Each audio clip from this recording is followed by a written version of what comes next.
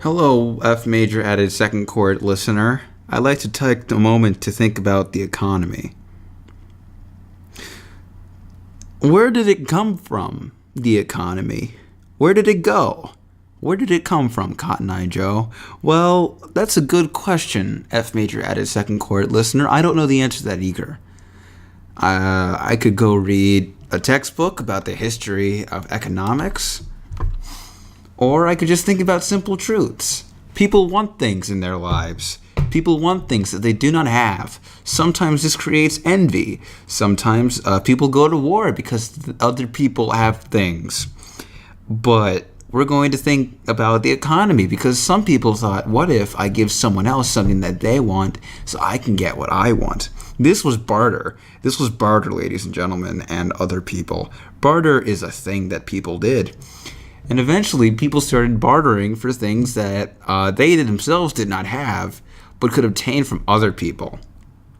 Right? Clearly, this had to have happened because I can, you need medicine, and I can go get medicine if you give me an ox.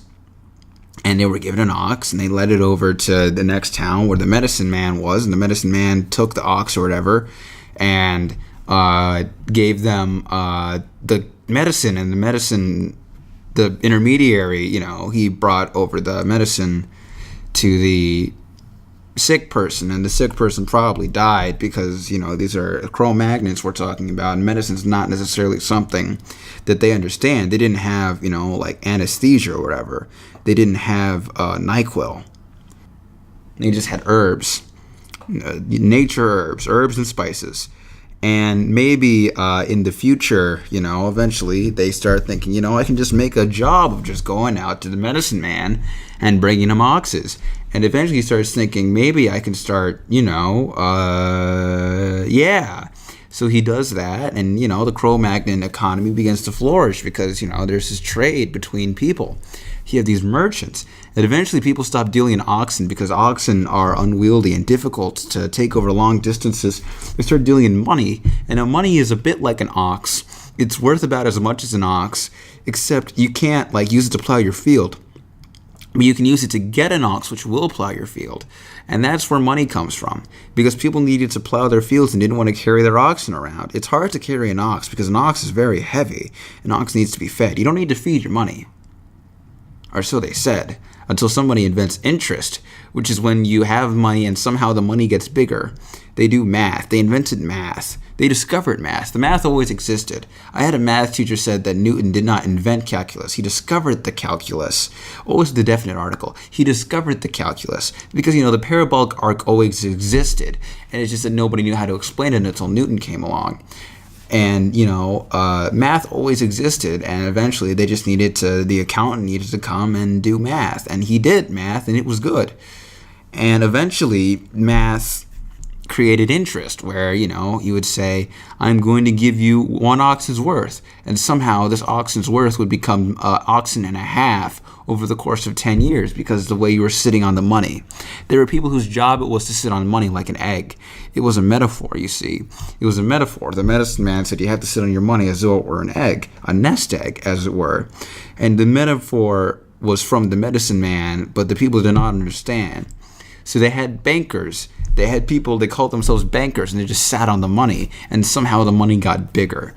It was a weird metaphor because it somehow translated to real life in an unusually literal way, but the money did not hatch. Occasionally money hatches, and this money did not hatch. And that's where banks came from. And eventually people stopped, farming, and they started doing artisan stuff. They started making pottery. They started making plowshares. They started making swords. They started, making poetry.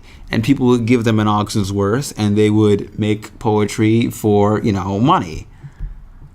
And eventually people got together into a guild, which is like a company. And then eventually got into a company, which was like a guild. And there was just a lot of people working together to make a product. Or many products, or whatever. I don't know. I'm a history major. And then at some point, someone sat down and said, listen, How about I do all the hard thinky work and you do all the important work of making pottery? And they looked at him funny. And he said, you're going to make me potteries, and I'm going to turn those potteries into wine. And they liked wine, and it was done. They went and they made the potteries, and he went to the pottery store and he sold the potteries. And then he would go to the wine store with the oxen worth, and he would buy wine and bring it back. This was a very good system, but it made for very sloppy potteries because the potters were drunk. Eventually, the Cro-Magnon invented the suit and the tie, at which point he became the entrepreneur. And then he gave his workers worse suits, and they became workers. That's where it comes from. Also, at some point, the Protestant Reformation happened, but that's not terribly important. After everyone had suits, everyone was, sitting around making potteries, someone decided to put coal in the furnace because people had been using wood, but someone discovered coal, and he put it in the furnace, and it burned. And he used it to heat up his tea kettle to make tea, and he thought, what if I use the heat from this fire to heat water as I have heated my tea? I could use that heat, the roiling of the water to drive like a watermill or something. So he built a watermill. Well, he paid some watermill builders some oxen worth to make a watermill, and then he put the watermill in, and instead of running it through a river, he just lit some coal on fire with some water in it, and the roiling of the water created steam, and the steam turned the wheel. And that's where the steam engine came from. And that's where the Industrial Revolution came from. And that's how it happened. And eventually, the Cro-Magnons, well, by now they were just people at this point. They just started burning all this coal, and people started getting rich, but not all the people. Some people got more rich. These are the people whose job it was to turn pottery into wine, except they stopped turning pottery into wine and just started giving people oxen worth, except they didn't give them like a whole oxen worth. They would give them like a donkey worth, but they would make oxen worth. The owner would make an oxen worth, and then he would give like a donkey worth to the workers who worked in his factory making potteries and plowshares and the internal combustion engine. At some point, Henry Ford invented the internal combustion engine, which was like a steam engine, except instead of using coal, it used gasoline, which was an oil product. They took oil out of the earth, which was like coal, except runnier, and they burned it, and they create these, they use that chemical reaction to drive cars and helicopters, among other things. And in that time, eventually someone had the idea to make a company, but instead of just keeping the oxen worth to themselves, they would somehow make money by selling bits of the company. And nobody understood this. So what they did, they bought an oxen with the oxen worth, and they cut the oxen apart, and they distributed it to a company. And they said, look, I have enriched you, and you have given me money for this. And now you have this oxworth, which is worth money. Except the oxworth was going bad because it was attracting flies, but he didn't mention that part. Because in that time, they thought flies were spontaneously generated out of meat, and they just sort of thought that was a thing that happened, and no one complained. I had a point. Anyway, that's where the stock market comes from. That's why they call it a bull market when the market is doing good, and a bear market when the market is doing bad, because bears like to eat oxen. Anyway, so eventually people were making, donkey worth, and people were making rabbit worth every so often. And people who were making the oxen worth were making bigger oxen worth, like a really big oxen. Like, how some cows have that weird gene that makes them too muscly? Like that kind of oxen.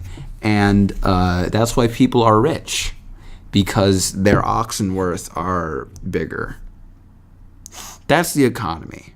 Thank you for subscribing to F Major Added Second Chord. We'll be doing, I think, maybe a couple album reviews, like half-length album reviews next week. It's been good talking to you about the economy.